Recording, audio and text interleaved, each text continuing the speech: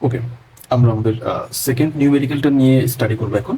এখানে আসলে ওই বলা হয়েছে আসলে একটা 3 ফেজ 4 পোল সিঙ্ক্রোনাস জেনারেটর আছে। এটা এখন 36 স্লটস আছে এটার আর্মেচার পেরিফেরির মধ্যে।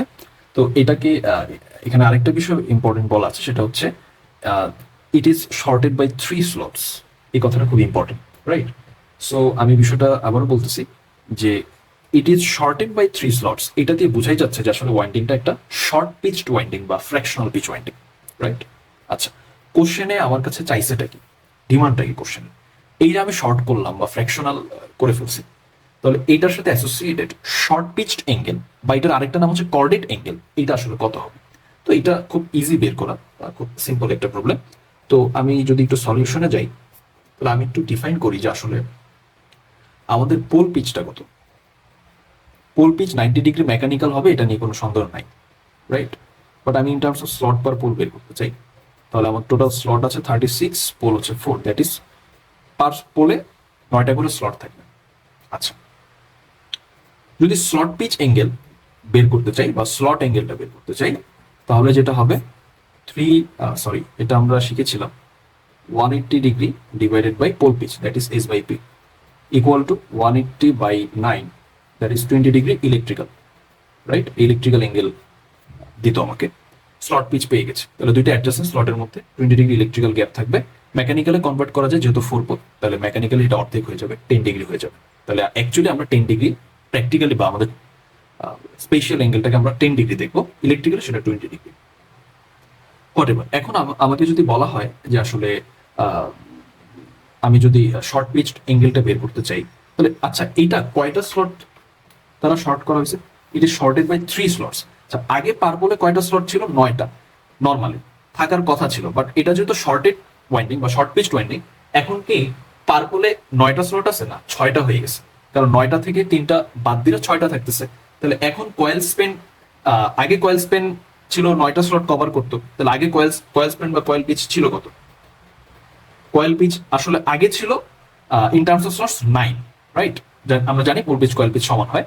আর এঙ্গেলে চিন্তা করলে 90 ডিগ্রি হবে, তাহলে 90 ডিগ্রির আন্ডারে 9টা করে স্লট থাকে। বাট এখন কিন্তু যেহেতু শর্ট পিচ হয়ে গেছে এটা, তাহলে শর্ট পিচের ক্ষেত্রে কয়েল পিচটা কি কমে গেছে না, ছোট হয়ে গেছে না? আমরা তো জানি যে ফ্র্যাকশনাল পিচ ওয়াইন্ডিং বা শর্ট পিচ ওয়াইন্ডিং কয়েল পিচটা আসলে ফুল পিচের পোল পিচ থেকে ছোট হয়। তাহলে এখনকার কয়েল পিচ কয়টা ক্যারি করবে? 9-এর জায়গায় 3টা কমে গেছে, দ্যাট মিনস 6টা। তাহলে 6 স্লটের জন্য তাহলে কয়েল পিচ অ্যাকচুয়ালি কত আসতেছে? 6 স্লটস পার পোল, রাইট? নতুন যে কয়েল পিচ, এইটা আসলে ডিফাইন করতেছে কয়টা এঙ্গেল নেবে, 6 ইন্টু, যদি এঙ্গেলে হিসাব করি 6 ইন্টু 120 ডিগ্রি ইলেকট্রিক্যাল, রাইট?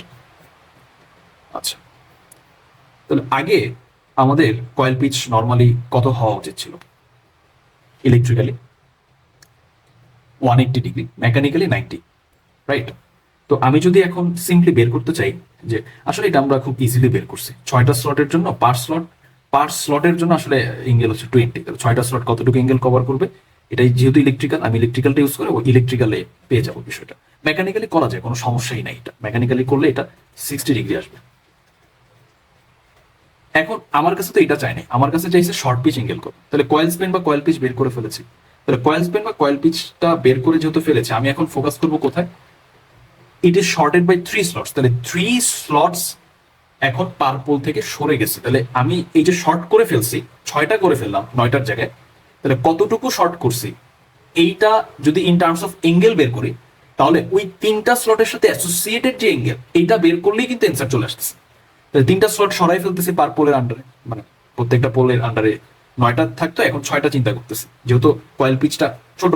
তাহলে 3 স্লটস আসলে কয়টা এঙ্গেল, মানে কতটুকু এঙ্গেল কভার করবে, সেটাই হবে আমাদের কর্ডেট এঙ্গেল বা শর্ট পিচ এঙ্গেল।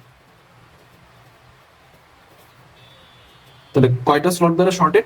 3টা, তাহলে 3 ইন্টু পার স্লটের জন্য ইলেকট্রিক্যালি 20 ডিগ্রি নিচ্ছে, তাহলে এটাই হচ্ছে কি 60 ডিগ্রি ইলেকট্রিক্যাল। তাহলে মেকানিক্যালি যেহেতু 4 পোল, তার অর্ধেক হয়ে যাবে, তাহলে মেকানিক্যালি এটা হয়ে যাবে 30 ডিগ্রি মেকানিক্যাল। তো খুব ইজি, খুব সহজেই বোঝা যায় আসলে, এত এত ইলাবোরেট করে বোঝার কিছু নাই। তো আগে আসলে কয়েল স্পেন ছিল কত? 90। তো এখন যেহেতু 3টা স্লট দিয়ে এটা শর্ট করা হয়েছে, মানে এখন 9টার জায়গায় 6টা থাকবে, তাহলে 3টা স্লট আসলে আমি যদি দেখি যে স্লট পিচ 20 আসতেছে, মেকানিক্যালি 10 আসবে, তাহলে 3টা স্লটের কভার করতেছে 10 ইন্টু 3, তাহলে 30 ডিগ্রি, এটাই অ্যান্সার।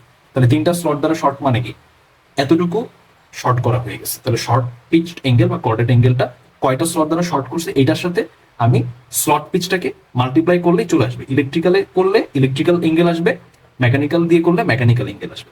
তাহলে কর্ডেড অ্যাঙ্গেল এই প্রবলেমের জন্য 60 ডিগ্রি ইলেকট্রিক্যাল অথবা 30 degree mechanical. So that's the answer.